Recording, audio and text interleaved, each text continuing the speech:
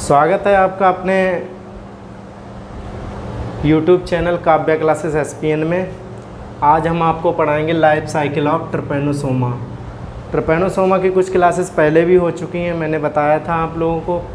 तो ये आज आपकी लाइफ साइकिल ऑफ ट्रिपैनोसोमा की क्लास है। ये ध्यान से आप समझना, तभी आपको समझ में आएगी। मैंने कल इसकी थ्योरी पढ़ा दी थी। मैंने कहा जो है डायग्राम आपको जो है बनाकर दिखाएंगे और साथ साथ में थ्योरी भी उसकी समझाएंगे।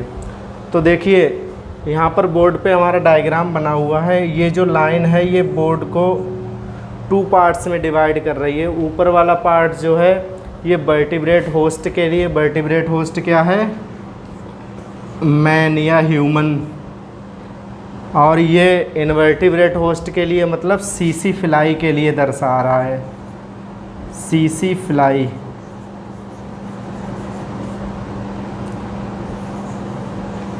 तो ऊपर वाला पार्ट जो है मैन के लिए दर्शा रहा है और नीचे वाला पार्ट जो है ये सीसी फ्लाई के लिए, इस वाली लाइन से। तो मैन और सीसी फ्लाई 2 होस्ट हैं इसके, आप लोगों को ऑलरेडी पता है इसके बारे में। तो सबसे पहले शुरुआत करते हैं। ह्यूमन में इन्फेक्शन कौन करता है, मेटासाइक्लिक फॉर्म करती है। तो ये स्मॉल मेटासाइक्लिक फॉर्म है। ये जब मक्खी जो है किसी स्वस्थ पर्सन का ब्लड चूसती है, ब्लड सक करती है, तो उसमें लार छोड़ देती है। और ये लार में क्या प्रेजेंट होते हैं, स्मॉल मेटासाइक्लिक फॉर्म इसके ट्रिपैनोसोमा के प्रेजेंट होते हैं और ये चले जाते हैं ह्यूमन के ब्लड में। तो लिखा है metacyclic form in blood of man changes into long cylinder form. और ब्लड में पहुंचकर यही मेटासाइक्लिक फॉर्म लंबे और पतली फॉर्म में बदल जाते हैं। इसे बोलेंगे long cylinder form. Long cylinder form मतलब छोटी फॉर्म थी मेटासाइक्लिक फॉर्म, ये बदल गई जाके ब्लड में लंबी और पतली फॉर्म में। ये लंबी और पतली फॉर्म है, ये ब्लड में डिवाइड होती रहती है। ये इस प्रकार से ट्रांसवर्स लॉन्गिट्यूडनल बाइनरी फिजन के द्वारा डिवाइड हो रही है। ये लॉन्गिट्यूडनल बाइनरी फिजन हो रहा है, जैसे हम लोगों ने यूग्लिना में पढ़ा था। तो ये यहाँ पर लिखेंगे डिवाइडिंग एलएस फॉर्म। एलएस का मतलब है long cylinder form. Long cylinder form यहाँ पर डिवाइड हो रही है, 1 से 2, 2 से 4, 4 से 8, इसी प्रकार से बनते जाते हैं। और यही लॉन्ग सिलेंडर फॉर्म जब न्यूट्रिशन की कमी हो जाती है, कल बताया था, ब्लड में एंटीबॉडी बन जाती है तो न्यूट्रिशन कम होने लगता है, तो ये फॉर्म छोटी हो जाती है थोड़ी कुछ। तो इसे बोलते हैं हम intermediate form.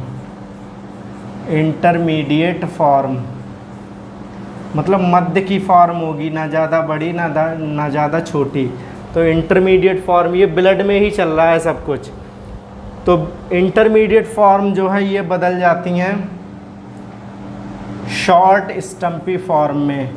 Short and स्टम्पी form कहने का मतलब है छोटी और मोटी फॉर्म में बदल जाती हैं। इसका फ्लैजेला जो है बिल्कुल गायब हो जाता है और ये छोटी और मोटी फॉर्म में। गायब क्या मतलब, फ्री फ्लैजेलम नहीं रहता है इसमें, छोटा है फ्री फ्लैजेलम। इसमें फ्री फ्लैजेलम बहुत बड़ा है, केवल अटैच्ड फ्लैजेलम है, इसमें भी केवल अटैच्ड है। और फ्री वाला कैसा है, बहुत छोटा है। तो इसमें फ्री बिल्कुल नहीं रहता है, अटैच्ड ही रहता है। ये शॉर्ट एंड स्टम्पी फॉर्म। ये जो है फॉर्म कहाँ मिलती हैं, ब्लड में ह्यूमन के।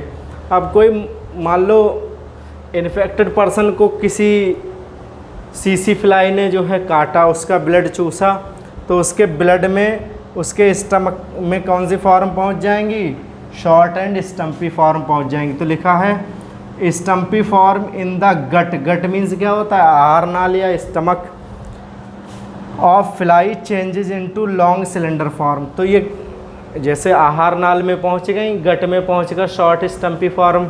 जैसे ब्लड चूसेगी मक्खी तो ब्लड जब पिएगी तो स्टमक में ही तो जाएगा, तो साथ में ये छोटी और मोटी फॉर्म भी चली गई और ये वहाँ पर जाकर कुछ दिनों में, 2-1 दिन में क्या होगा, लंबी और पतली फॉर्म में बदल जाएंगी। तो लिखा है stumpy form in the gut of fly changes into long cylinder form. लंबी और पतली फॉर्म में चेंज हो जाती है और उसमें डिवाइड होती रहती है। ये किस में चल रहा है, मिड गट में, मतलब स्टमक में चल रहा है ये सब।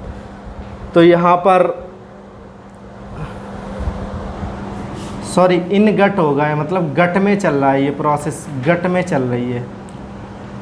तो गट में ये पूरा प्रोसेस चल रहा है। तो इसमें लॉन्ग सिलेंडर फॉर्म जो है डिवाइड होती रहती हैं, ये लिखा है डिवाइडिंग लॉन्ग सिलेंडर फॉर्म। तो उसके मतलब आहार नाल में कई पतली और लंबी फॉर्म हो जाती हैं। ये फॉर्म जो हैं ये चली जाती हैं सलाइवरी ग्लैंड में, लार ग्रंथियों में। क्यों? क्योंकि ये मान लो स्टमक में हैं, स्टमक से ईसोफेगस में आएंगी, ईसोफेगस से फेरिंग्स में, और फेरिंग्स से ये माउथ में आ जाएंगी, और माउथ से कहाँ चली जाएंगी?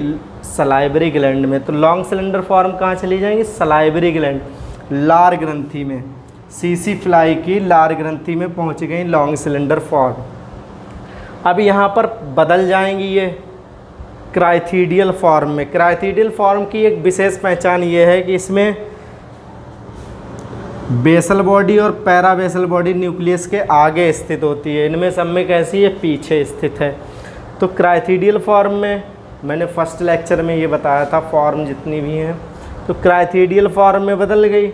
ये क्राइथीडियल फॉर्म डिवाइड हो रही हैं कहाँ पर? सलाइवरी ग्लैंड में, लार ग्रंथियों में।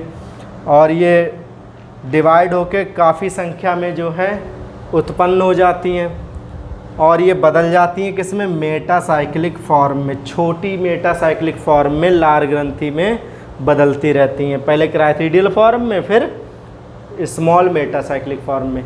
अब वही प्रोसेस फिर से होगी। अब ये वाली इन्फेक्टेड मक्खी अगर किसी स्वस्थ पर्सन को काटेगी तो उसमें भी ये क्या छोड़ देगी? लॉन्ग सिलेंडर फॉर्म छोड़ देगी।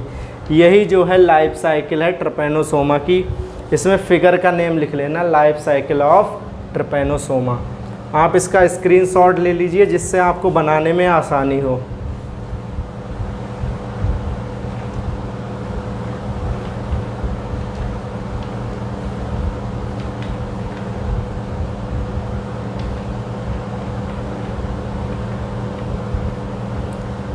ठीक है, अब इससे आगे पढ़ेंगे।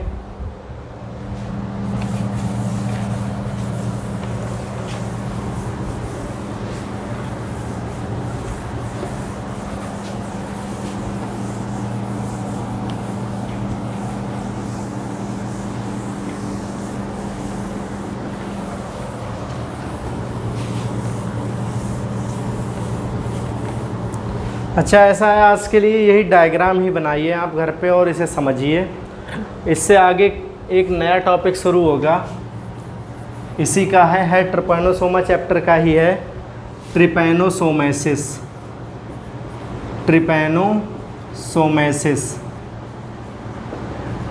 ये जो है हम आपको कल पढ़ाएंगे, क्योंकि अगर ये भी आज पढ़ा देंगे तो इसको जो है समाप्त करना ज़रूरी है, और टाइम इतना है नहीं कि समाप्त हो पाए। तो इसलिए आज केवल लाइफ साइकिल पढ़िए, ट्रिपैनोसोमेसिस हम कल पढ़ाएंगे आपको। ठीक है, आज के लिए इतना ही, धन्यवाद।